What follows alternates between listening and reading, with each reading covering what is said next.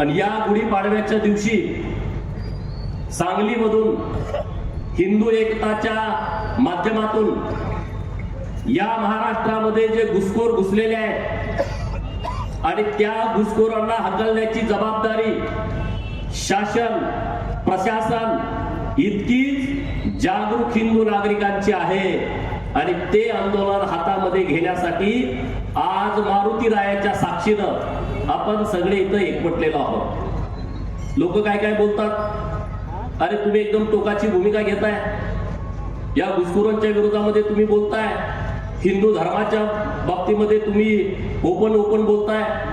अरे मित्रांनो, या सांगलीमध्ये तुम्ही साधा हॉटेलवर राहायला गेला, 500 रुपयाची खोली जर भाड्याने घ्यायची असेल, 1000 रुपयाची खोली भाड्यात घ्यायची असेल, एक रात्रीसाठी घ्यायची असेल, तर तुम्हाला आयडी प्रूफ द्यावा लागतो, आधार कार्ड द्यावं लागतं. जर हॉटेलवर राहण्यासाठी एक रात्रीसाठी तुम्हाला आयडी प्रूफ द्यावा लागतो, तर या हिंदुस्थानमध्ये राहण्यासाठी तो या भारतातला नागरिक असावा, ते आयडी प्रूफ असायला पाहिजे का नको? साधा विचार आहे.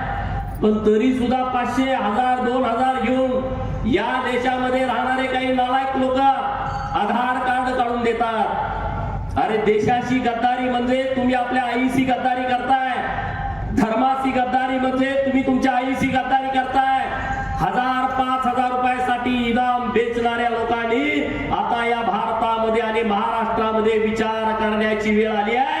त्या दलालांना सुद्धा माझं सांगणं आहे, 1000, 500 रुपयासाठी कुणाला रेशन कार्ड आणि कुणाला आधार कार्ड काढून देऊ नका. सांगलीच्या एसपींना माझं आव्हान आहे की या सांगलीमध्ये तुम्ही कोम्बिंग ऑपरेशन करा आणि ज्या वस्त्यांमध्ये असे कोण घुसखोर घुसले, नितीन राजेने सांगितलं की पटेल चौकामध्ये एक बांगलादेशी सापडला. हे साधी सोपी गोष्ट नाही आहे, ही गंभीर बाब आहे. आणि म्हणून सांगली जिल्ह्यामध्ये प्रत्येक वस्तीमध्ये जिथं तुम्हाला शंका येते तिथं तुम्ही कोम्बिंग ऑपरेशन करा आणि तिथं कोण घुसखोर आहेत का याची तपासणी करा. पाठवा 100-100, 200 पोलीस. इकडं कुठेही नाक्यावर इकडं तिकडं वेळ घालवतात, त्यांना तिथं पाठवा आणि त्यांनी शहनिशा केली पाहिजे. या महाराष्ट्रामध्ये आणि भारतामध्ये राहायचं असेल तर सच्चा देशभक्तांनीच राहायला पाहिजे. महाराष्ट्रात राहायचं, भारतात राहायचं. आणि पाकिस्तान क्रिकेट हारल्यानंतर मिरज आणि सांगलीमध्ये घोषणा द्यायचा, हे इथून पुढच्या काळामध्ये खपून घेतलं जाणार नाही.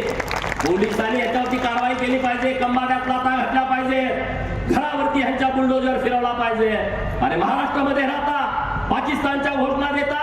अरे पाकिस्तानमध्ये जेवढे आतंकी आहेत त्याच्यापेक्षा या भारतामध्ये गद्दार जास्त राहतात, याची काळजी आपण सगळ्यांनी केली पाहिजे. हे गद्दार आपल्यासाठी घातक आहेत. पाकिस्तानची चिंता राहिली नाही. पाकिस्तानसाठी सीमेवरती आपले जवान लढतायत, केंद्र सरकार ताकदीने उभं राहत आहे.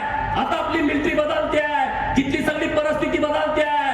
पण गावागावामध्ये शहरामध्ये हे मताच्या राजकारणासाठी जे गद्दार जन्माला आलेले आहेत ते पाकिस्तानच्या आतंक्यापेक्षा हे जास्त डेंजर आहेत. याची आपण चिंता केली पाहिजे, याची आपण काळजी केली पाहिजे. अरे तिकडा गाझामध्ये हमास आहेत, पाकिस्तानमध्ये इसिस आहे, तिकडे इराण इराकमध्ये तालिबानी आहेत. तसं या देशामध्ये काँग्रेसी याच विचाराची लोक आहेत. त्यांना देशाचं देणं घेणं नाही आहे, त्यांना फक्त मताचं देणं घेणं आहे. मताच्या राजकारणासाठी इतिहासाची तोडमोड करायची, मताच्या राजकारणासाठी इतिहासामध्ये वेगवेगळी प्रकरणं आणायची. नवीन इतिहास संशोधक या भारतामध्ये आणि देशामध्ये आणि महाराष्ट्रामध्ये जन्माला आलेले आहेत. मताच्या राजकारणासाठी जसा पाहिजे तसा इतिहास लिहायचा आणि म्हणायचं मागचा इतिहास आम्हाला मान्य नाही. अरे आता नितीन राजेने सांगितलं औरंगजेबाची कबर, काही संघटना बोलल्या औरंगजेबाच्या कबरीविषयी काही आमची हरकत नाही. अरे बापरे, औरंगजेबाच्या कबरीविषयी तुमची हरकत नाही, मग तुमची हरकत कुणाविषयी आहे? तुमचा नेमका अजेंडा काय आहे? अरे छत्रपती शिवाजी महाराजांच्या महाराष्ट्रामध्ये राहता आणि औरंगजेबाच्या कबरीच्या विषयी तुमची भूमिका उघड जाहीर करता, मताच्या राजकारणासाठी करता. हे इथून पुढच्या काळामध्ये आपण खपवून घेतला नाही पाहिजे. तुम्ही जर झोपला ना, तुम्हाला जागे करायला कोणी येणार नाही आहे. हम दो हमारे दो. अरे हम दो हमारे दो तर सगळ्यांचे दो पाहिजेत ना. आमचे दो कसे? आमची माणसं हम दो हमारा एक, त्याला सरकारी नोकरी लागली पाहिजे हे स्वप्न बघतोय. हम दो हमारे एक सरकारी नोकरीसाठी 30 वर्ष घालवतोय आणि तिकडं हम दो हमारे 10 ते म्हणतोय नोकरी नको, सरकारच आमचं आणायचं आहे. अरे विचार करा या गोष्टीवरती, ह्या गोष्टीवरती विचार करा. तुमचं चाललंय काय नेमकं?